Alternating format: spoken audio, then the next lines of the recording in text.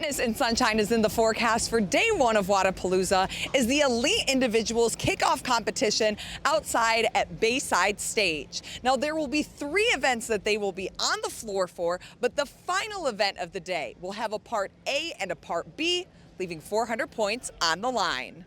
Ladies were up first today, spread out among 3 heats. Heats will remain the same and reseed heading into tomorrow. Heat 2, Emma Carey making her first competition appearance since returning from a back injury, alongside a handful of games athletes. Elena Karatala-Sanahua was the first to the barbell, followed by Andrea Nisler and Emma Carey. But Carey making sure fans took notice as she was the first athlete back to the rings. Elisa Fuliano then passes the pack, first to finish her ring muscle-ups and make it to the front squats. And now it's a race between her and Carey. Carey passes Fuliano. Fuliano passes Carey. And they're going rep for rep on the ring muscle-ups.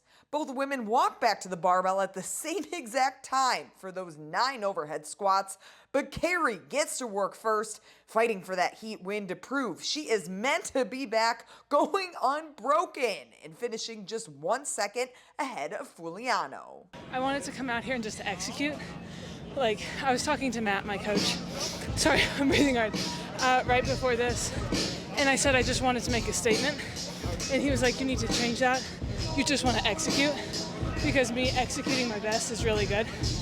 And I don't feel like this was even my best. Like, made a lot of mistakes, but got those out of the way. And like, just ready to have an amazing rest of the weekend. Really happy to be back. Get those nerves out of the way. In the final heat for the ladies, Sydney McAlishan, Victoria Campos, and Paige Powers were the women to watch early in the event. Campos getting through those ring muscle-ups no problem and advances back to the barbell nearly 40 seconds ahead of any other athlete.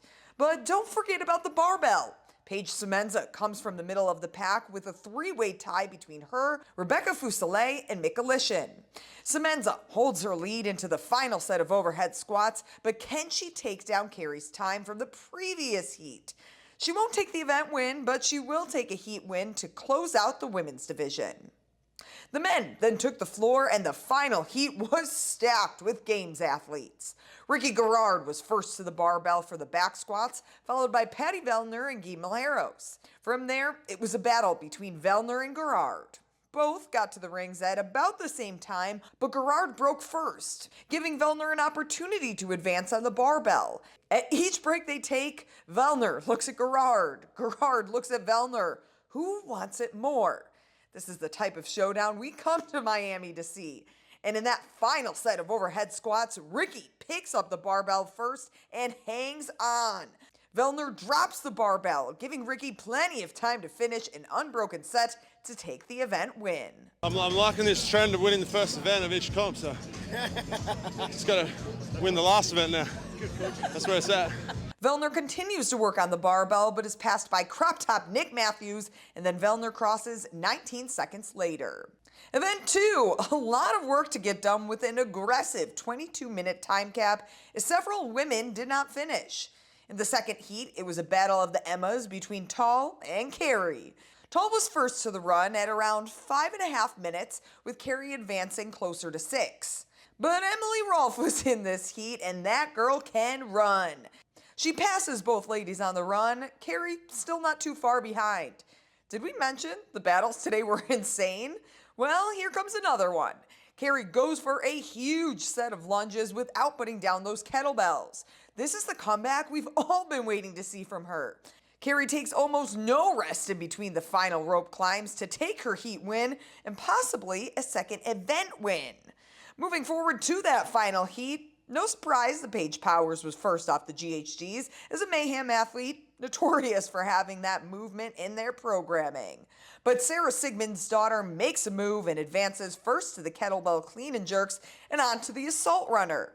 Sigmundsdottir was holding about a 7:15 pace, similar to Emily Rolfe's pace in the previous heat. This is incredibly impressive for Sarah, as running is historically not her strongest movement. Paige Powers then joins Sigmundsdottir on the kettlebells, and then both go to the GHDs. But Sarah holds the lead, locking in her heat win, and Carey takes the overall event win. I mean, these events, it's a lot of challenge for me. Like, 100 max in a lift that I'm afraid of, parallel handstand hold, lateral jumps, running into squats. I'm like, this is such a good challenge. It's such a good start of the season, and seeing that I could actually do that well in an event that I was afraid of, I'm like, okay, I can still compete. Straight to the men's heat 3 we go. Our eyes on Ricky Garard again as our early leader, with Patty Vellner and Roman Krenikov trailing behind. Off the run first is Garard, and then him and Krenikov go rep for rep. Another showdown for the Aussie to try and hold that lead. The GHGs were a sprint for Krenikov as he was able to pass Garard and hold the lead through the rope climbs, earning him his first event win. Да, я даже написал им спасибо в комментариях, что сделали его. Yeah, he actually commented underneath the post saying thank you so much for doing this. He knew he's gonna win this one. The final event of the night at Flagler under the lights, with just 2 heats for the men and 2 for the women. This one, though, a 2-parter, each score with 100 points on the line. Let's jump to women's heat 2. Rebecca Fuselier led for the most part of event 3, part A, with Brittany Weiss close behind. But Emily Rolfe ultimately finished part A first, and every athlete thereafter in that heat finished within at least 30 seconds before that time cap. Part B, let's take a look at Sydney Wells, making her name for herself, advancing that D-ball, going rep for rep with Dani Spiegel. But then, no surprise here, Dani Spiegel using her strength and power when it comes to picking up that speed and taking home that Part B event win. As for the men, Brent Fikowski staying ahead right from the start, but it was a photo finish for Garard, Matthews, Hepelainen, and Grayshaber.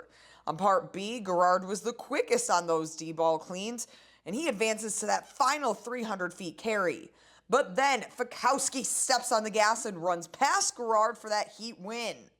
In the final heat now for the men and a closeout competition for the day, Pat Vellner takes an early lead and is flying. He's out here for blood. You can certainly see that. He has a significant lead ahead of the rest of the pack, and he just keeps pulling away. He gets that heat and the event win on Part A. Roman Krenikov was the first done with the D-ball cleans on Part B, ultimately locking in his second event win of the day. Day 1 of TYR Wodapalooza just came to a close. Under the lights, the music was going, and we saw some incredible races. The final day of Elite Individuals kicks off tomorrow just before 12:30 Miami time, and still plenty of points on the line, and it's anybody's game.